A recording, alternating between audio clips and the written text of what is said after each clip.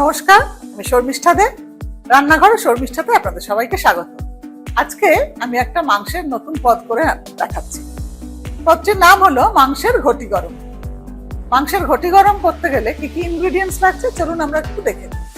Mutton, নুন, লঙ্কার গুঁড়ো, হলুদের গুঁড়ো, পেঁয়াজ, আদা, রসুন বাটা, গোটা গোলমরিচ, তেজপাতা, টমেটো কুচি, বেরেস্তা, টক দই, গরম মশলা। রান্নাটা হবে পিওর ঘিতে। আচ্ছা, প্রথমে মাটনটাকে ম্যারিনেট করতে হবে। এখানে আমার 1/2 কেজি মাটন আছে। এটা একটু রেয়াজি খাসি নিলেই ভালো হয়।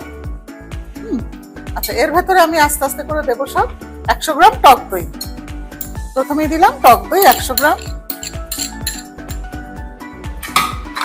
তারপরে দিলাম একটা বড় পেঁয়াজ কিংবা ছোট দুটো পেঁয়াজ, তার সঙ্গে একটা বড় চামচ টেবিল স্পুন আদা বাটা আর 1 টিস্পুন রসুন বাটা।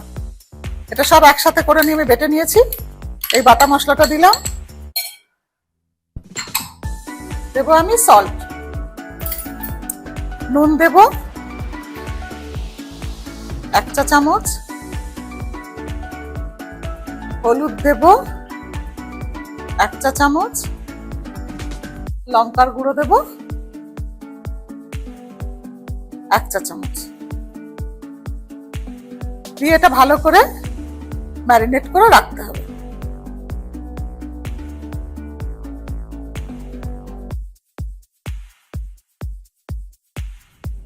প্রথমে ইন্ডাকশন অন করলাম।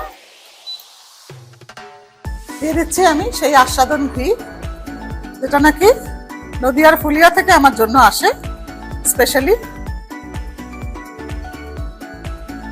এটা খাঁটি গরুর দুধের গাওয়া ঘি। দিলাম।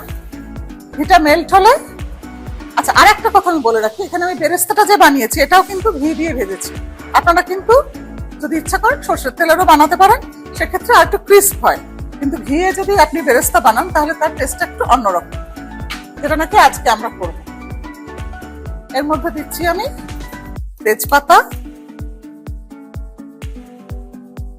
টমেটো দিয়ে এবার এটাকে ভালো করে নাড়তে হবে। দেবো আমি গোটা গোলমরিচ, এখানে 1 টিস্পুন মতন গোটা গোলমরিচ আছে।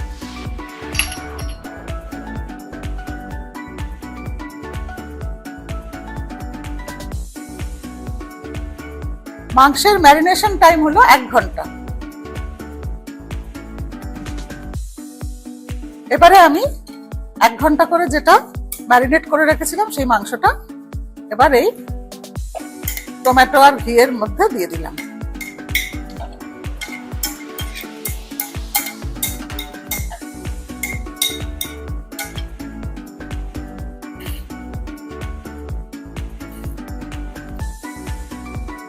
এবার এটা খুব ভালো করে কষে তারপর রান্না করতে হবে। এটা কিন্তু প্রেসার কুকারে রান্না হবে না, এটা কড়াতেই রান্না হবে, কিন্তু এটাকে ঢাকা দিয়ে দিয়ে অল্প অল্প জলের ছিটে দিয়ে রান্না করতে হবে। টাইম লাগবে মোটামুটি ধরে নিন 1 ঘন্টা। আচ্ছা, এবার দেখছি আমরা মাংসটা সেদ্ধ হয়ে এসছে। এটা যদি আপনারা টাইম যদি না থাকে তাহলে প্রেসার কুকারে দিয়েও করতে পারেন, কিন্তু ন্যাচারালি এরকম ওপেন ফায়ারে করলে, ওপেন বলে করলে মাংসটা অনেক স্বাদ বেশি হয়। কিন্তু মানুষের কাছে সময় কম, সেজন্য প্রেসার কুকারে দিলে 5টা সিটি দেবেন তাহলেই হয়ে যাবে। আচ্ছা, এবার আমি দিচ্ছি এই যে ঘিয়ে ভাজা বেরেস্তাটা।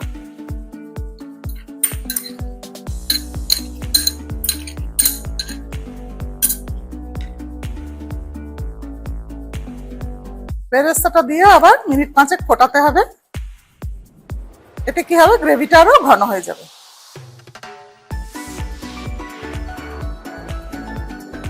তারপরে দেব গরম মশলার গুঁড়ো,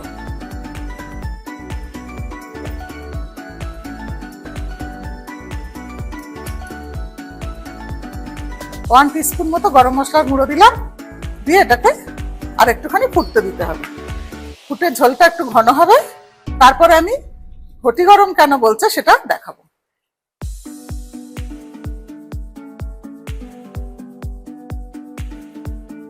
আচ্ছা, এবারে একদম রেডি হয়ে গেছে আমার রান্না, ফিনিশ হয়ে গেছে। বন্ধ করে দিলাম। বন্ধ করে যে প্লেটে আমি প্লেটিং করব সেই প্লেটে এবার এটাকে ঢেলে দেব।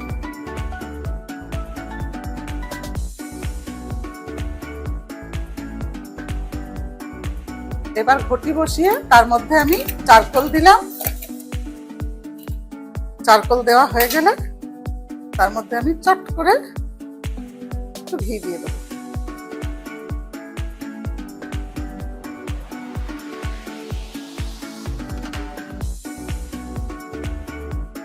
ঘিটা দেওয়ার সাথে সাথে দেখতে পাচ্ছি একটু ধোঁয়া উঠছে।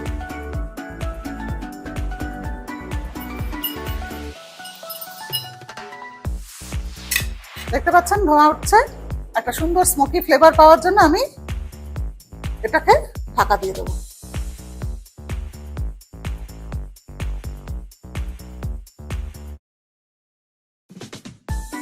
দেখতে পাওয়া যাচ্ছে। এবার ঢাকা দিয়ে দেবো। আচ্ছা, 5 মিনিট এই স্মোকটা থাকবে এর ভেতরে। গরম হয়ে গেছে, খুললে দেখা যাবে খুব সুন্দর একটা ফ্লেভার এসে গেছে। এবার এটা আমি সার্ভ করব একটু রুটি আর স্যালাডের সাথে।